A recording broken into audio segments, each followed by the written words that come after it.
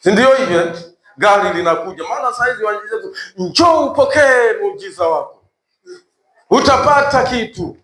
Kwa hiyo sasa, hata kama tukidanganyana, hakuna kitu unachopewa bila kufanya shughuli, maana hiyo ni formula ya Mungu. Bwana tuweza, hata upakwe mafuta yatoke wapi? Bwana tuweza. Kule kuzimu kule nako wanafanya wengine, unajua kule wanachinja watoto wao kabisa. Amina. Kuna mambo yanafanyika chini ya jua ya uchafu mkubwa ili wafanikiwe upande huu na huku. Ili ufanikiwe lazima nako utumike, na Mungu angalie utumishi wako, sio unakuja kukaa tu. Yaani Mungu ajisikie vizuri, hakuna kinachofanyika. Unakuja hakuna kinachofanyika, alafu azidi kukubariki. Kwani yeye Mungu, ndio maana alimjaribu Ibrahimu. Anakujaribu wewe kwa njia ya utoaji wewe. Nikazungumza nikasema, wengine tunapofundisha sasa, tumefundisha utoaji, tumefundisha kumtumikia Mungu kiubora, anajaribu wiki moja. Bwana tuweza. Mungu unaweza ukamtumikia Mungu hata kwa njia ya utoaji vizuri, ukashangaa Mungu anakubariki hata upako akakubariki. Bwana tuweza.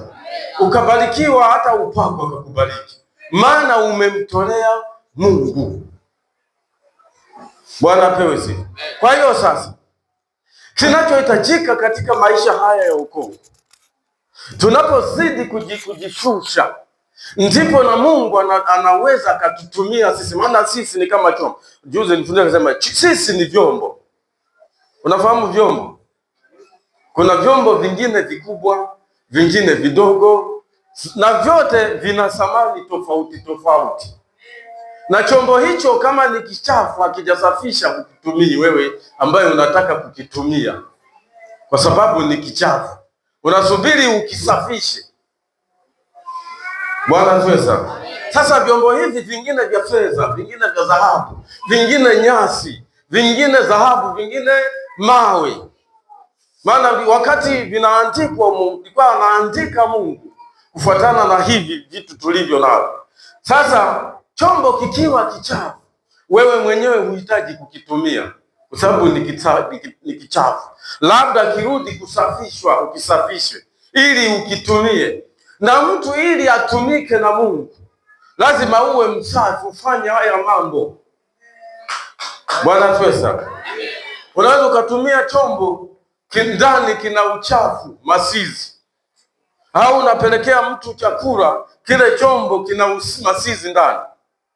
Kwa hiyo Mungu anaposema nyinyi ni vyombo, maana Mungu anahitaji kuwatumia, lazima muwe wasafi.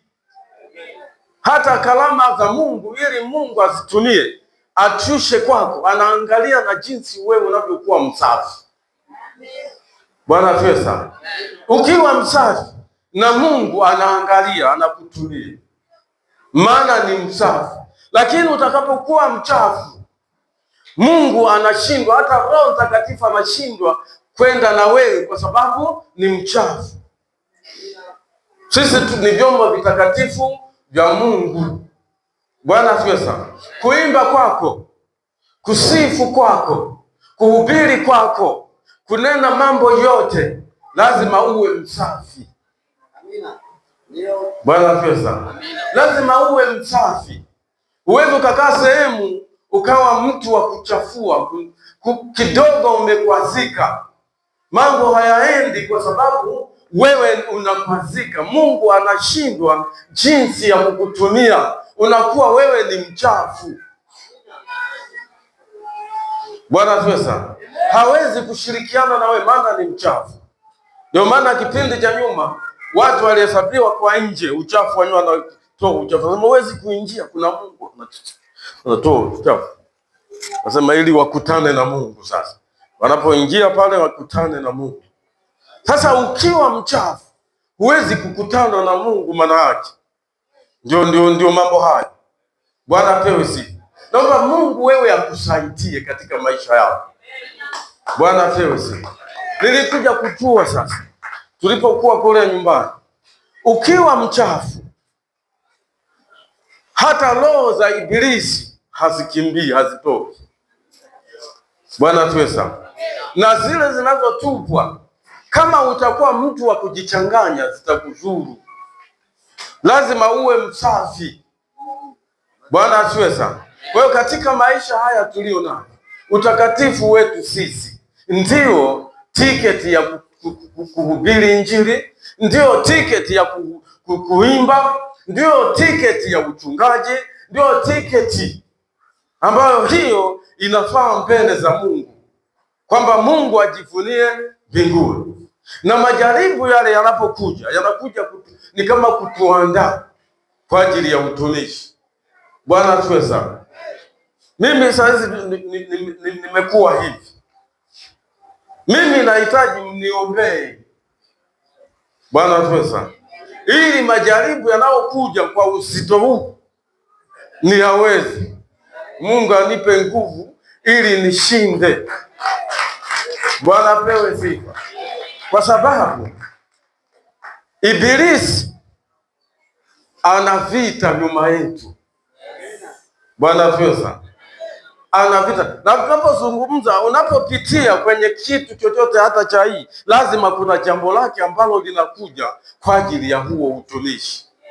Bwana asifiwe sana. Ndio maana nilipozungumza kwamba hapa mimi nilipo bado sijakamilika, nahitaji kufundishwa. Nahitaji hata kuuliza, Bwana, wewe uliyetangulia hapo ulipitaje? Au wewe ulifanya nini? Kwa sababu mapito yanazidi kujifunza siku baada ya siku, na kujishusha kila siku, kujishusha. Mungu ila tende kazi siku zote katika maisha haya tulio nayo. Bwana asifiwe sana. Ndio maana tunamhitaji Mungu katika maisha haya. Tunamhitaji kumtafuta kwamba Mungu tusaidie, Bwana tusafishe, nisiendende vibaya, nitie nguvu Bwana, maana siku zinakuja za baadaye ambapo nakuja kupimwa kama wewe jinsi ulivyo. Bwana pewe sifa. Ni hivi, kanisa huwa kuna vitu ambavyo vinakuja kanisani. Vinapokuja, vinakuja na kipimo chake. Ukisikia kuna jambo fulani kama ni kujenga, likishaisha kanisa au mambo yakifanyika, lazima kupite na mshahara wake wa mbinguni. Na ule mshahara unapokuja, unakuja kuangalia kile unachokifanya. Bwana pewe sifa. Kwa hiyo wakati tupo huko, ndio maana tunapokuja kanisani hatuji kukaa tu, tumekuja kutumika.